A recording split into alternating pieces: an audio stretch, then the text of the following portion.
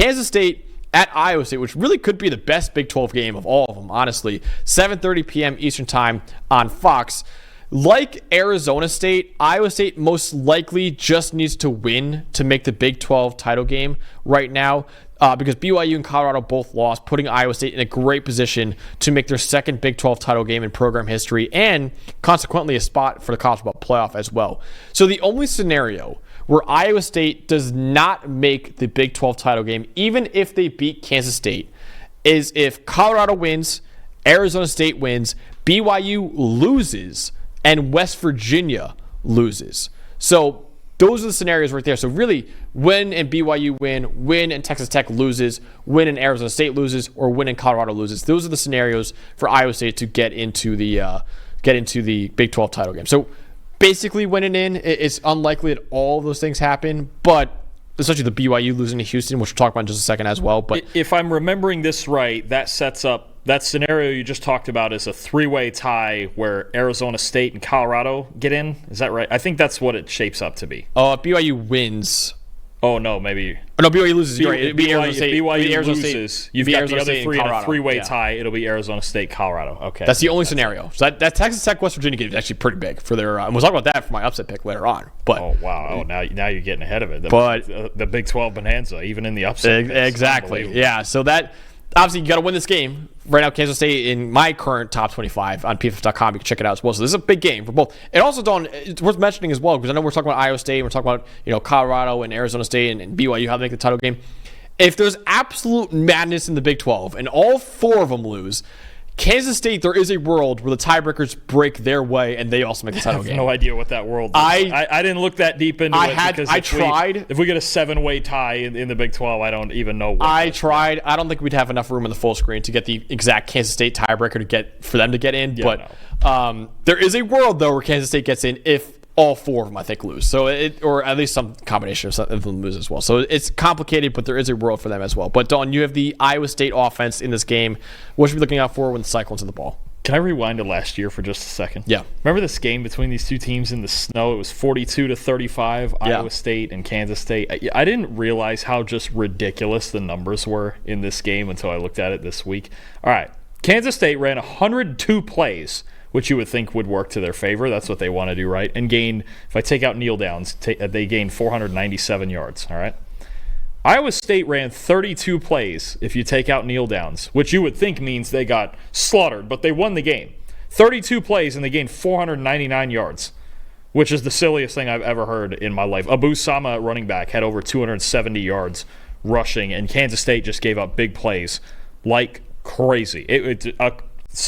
The strangest classic game I've ever seen in my life, okay? But on top of, don't give up 270 yards rushing to Abu Sama. What I'm more interested in, there was a play in this game where Jalen Knoll is in the slot, and he runs a little kind of skinny slant post route up right down the seam, and he houses it 79 yards for a touchdown. And this is what I'm looking at more so this year because Iowa State hasn't run the ball this year quite as well as they have the last few years.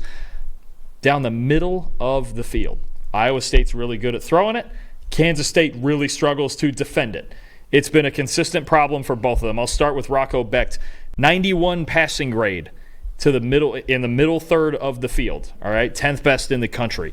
They take shots with Knoll and with Higgins down the middle, right? They don't do it maybe as often as some other teams, but when they get safety split and they throw it down the middle, they've been terrific. Jalen Knoll, second highest receiving grade among Power 4 receivers on these throws down the middle third of the field, only behind Tetero and McMillan. All right, Jaden Higgins, ninth best receiving grade in the Power 4.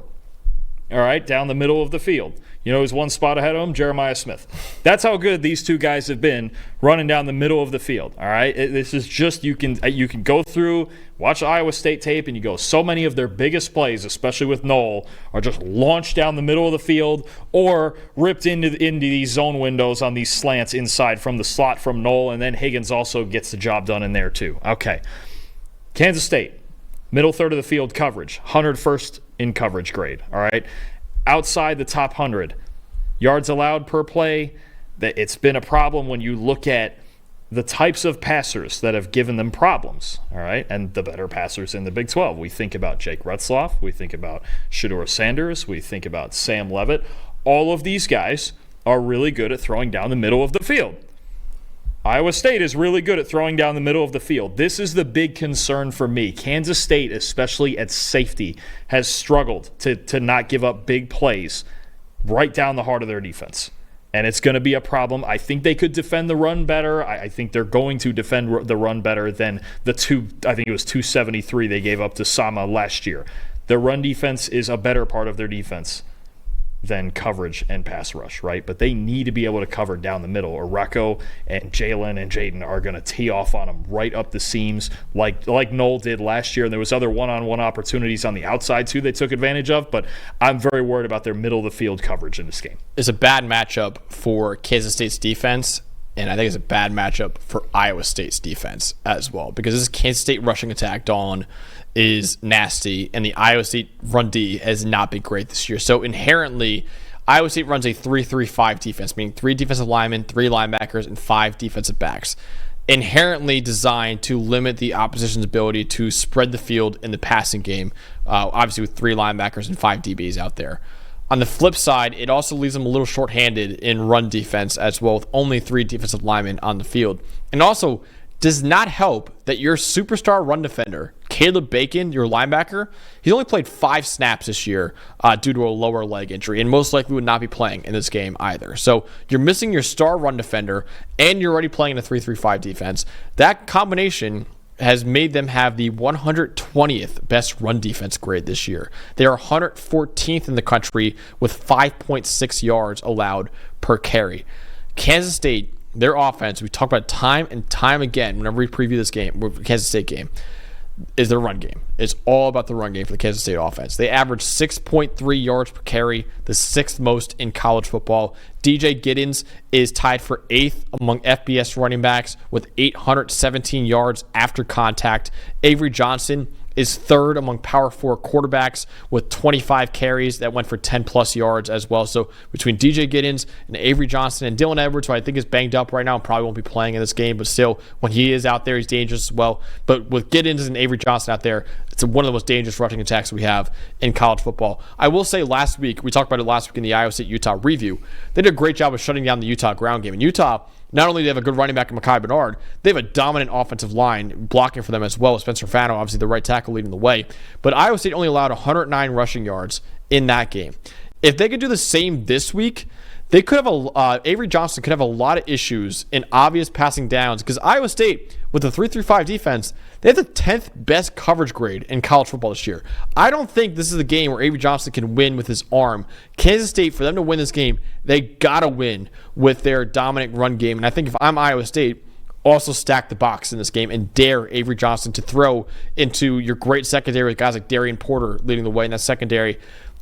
Kansas State is going to want to run the ball in this game, and that's really the only avenue I think they can win this game is if they really run the ball really well. Yeah, I think that's true, and I think you mentioned the right thing with Avery Johnson. And the one part of the game last week against Utah where they did give up yards on the ground was when Luke Batari came in at quarterback and started running, right? So now, and we talk about last year's game, they gave up 35 points to Kansas State with Will Howard at quarterback, not Avery Johnson. Right now it's Johnson, who is not the passer that Howard is, but he's a more dynamic runner, and the speed is a real problem. So it is, I think the option threat plays a part in that. Because when you're playing Utah right now, you're talking about a 4th, 5th string quarterback in there, right? And you know where the ball's going in the run game. The whole point of the K-State run game is you don't know where it's going at any given moment. Now, it would help the Wildcats to have Dylan Edwards in this game. We'll see where that goes. He did get banged up last week, but either way, you mentioned it with Johnson and Giddens. It's always a threat. We know the formula with Kansas State. If you fall behind them early, you have a big problem. And Dawn, you said before, time and time again, how